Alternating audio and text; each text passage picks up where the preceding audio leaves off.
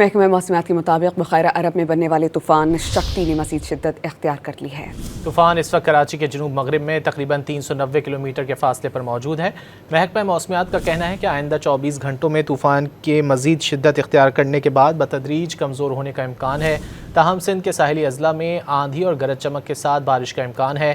Karachi division کے مختلف علاقوں میں بھی ہلکی سے درمیانے شدت کی بارش متوقع ہے۔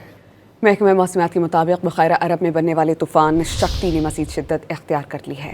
طوفان اس وقت کراچی کے جنوب مغرب میں تقریباً 390 کلومیٹر کے فاصلے پر موجود ہے۔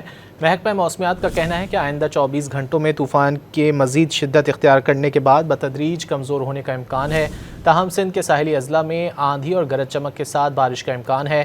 کراچی ڈویژن کے مختلف علاقوں میں بھی ہلکی سے درمیانے شدت کی بارش متوقع ہے۔ محکمہ موسمیات کے مطابق بخارا عرب میں بننے والے طوفان شکتی نے مزید شدت اختیار کر لی ہے۔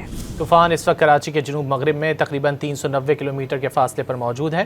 محکمہ موسمیات کا کہنا ہے کہ آئندہ 24 گھنٹوں میں طوفان کے مزید شدت اختیار کرنے کے بعد بتدریج کمزور ہونے کا امکان ہے، تاہم سندھ کے ساحلی اضلاع میں آندھی اور گرج چمک کے ساتھ بارش کا امکان ہے۔